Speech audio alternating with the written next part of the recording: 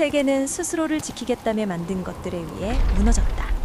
사람들은 그 잿더미 위에서 다시 걷는 법을 배워야 했다.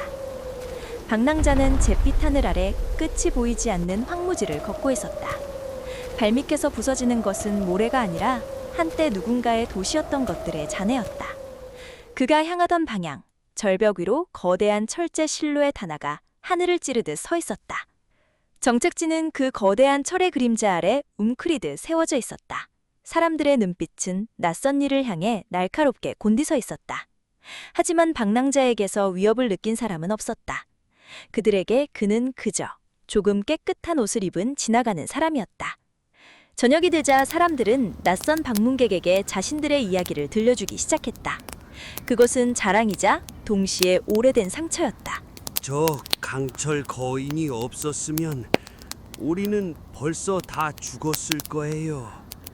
여인은 잠시 말이 없다가 조용히 입을 열었다. 그녀의 눈은 먼 곳을, 아주 오래전의 어릴 적 기억을 향해 있었다. 저는 그날 거기 있었어요. 아직 어릴 때였죠. 대장이란 사람과 그 부하들이 마을을 약탈하려고 있을 때 그 사람 혼자 그들 앞을 막아섰어요.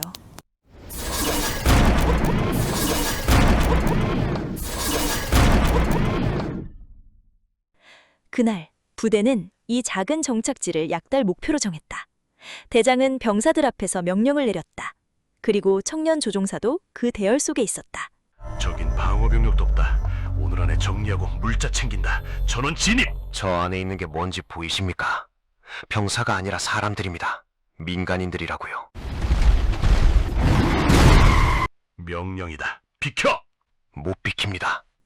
대답 대신 청년 조종사의 로봇이 대열 한가운데를 가로막고 섰다.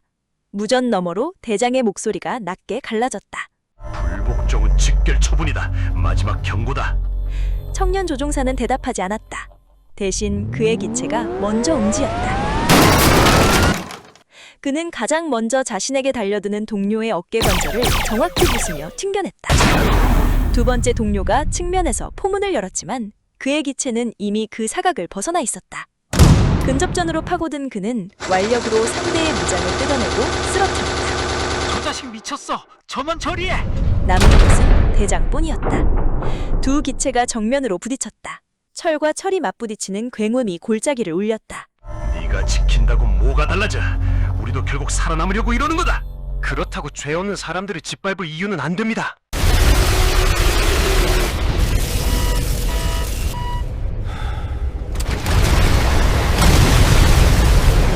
마지막 일격이 대장 기체의 콕핏 장압을 깊이 파고들었다.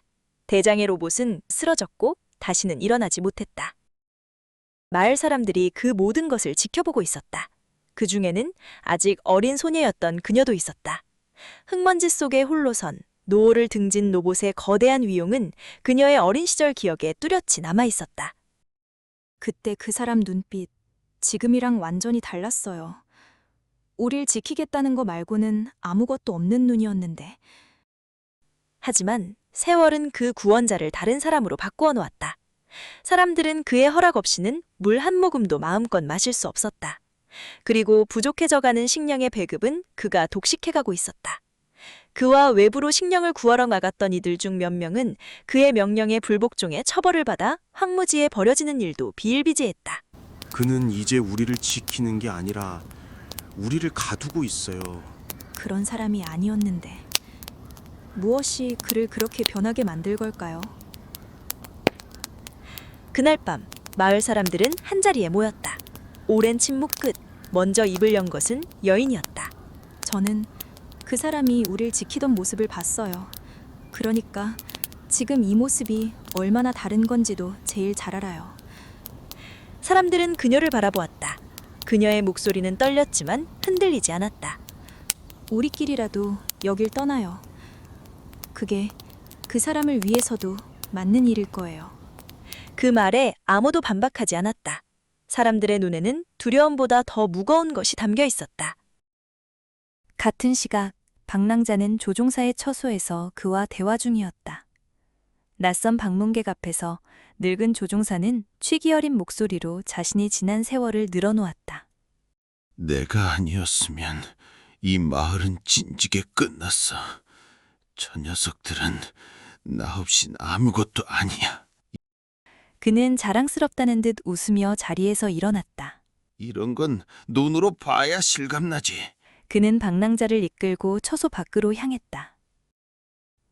몇 걸음 지나지 않아 언덕에 반쯤 기울어선 강철 거인이 그들 앞을 가로막듯 서 있었다. 다리가 부러진 채 그것은 늙은 주인처럼 비스듬히 몸을 기대고 있었다. 이 녀석이 있는 한 이 마을은 절대 안 무너져. 봐! 아직 팔팔하다고. 그는 기울어진 동체 위로 올라서서 자랑스럽게 어깨에 포신을 두드렸다.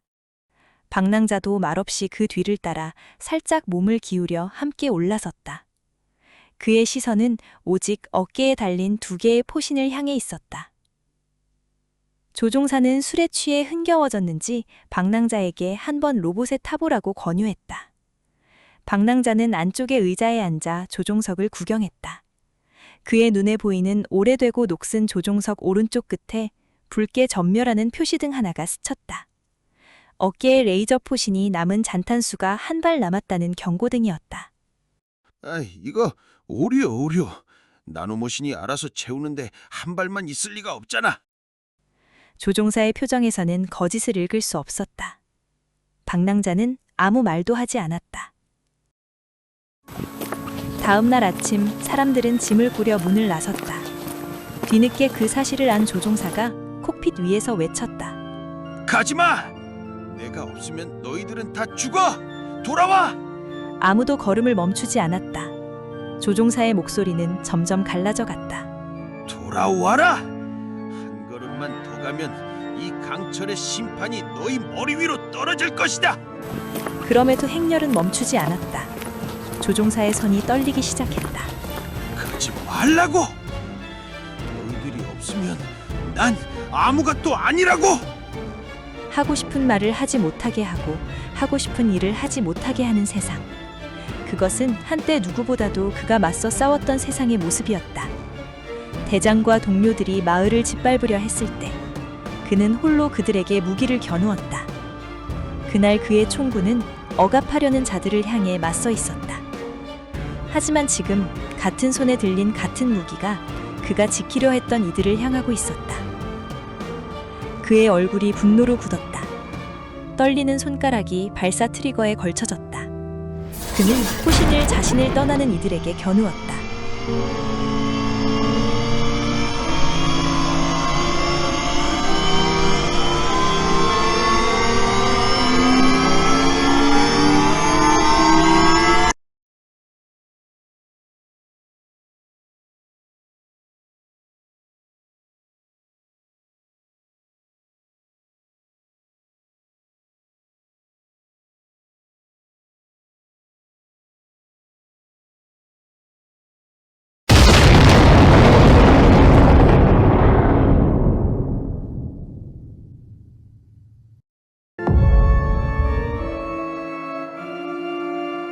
빛이 거치자 성벽 위에서 내려다본 자리에는 반구 모양으로 파인 자국만이 남아있었다.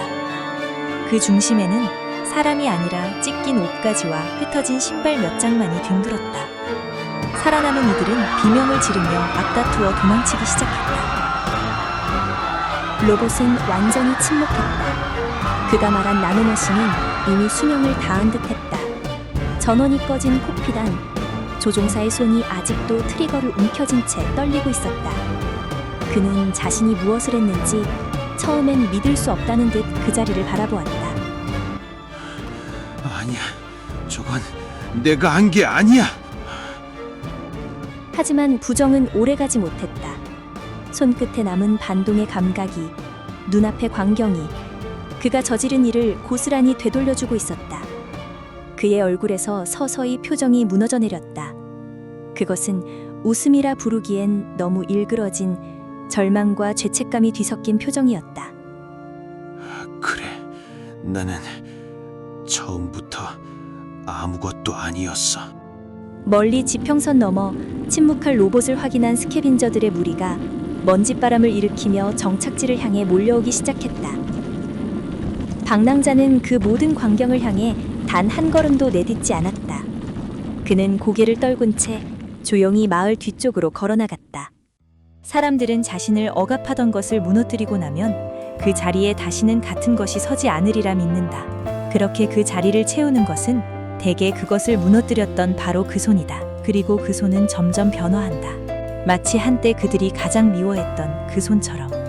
무엇이 그들을 변하게 만든 걸까?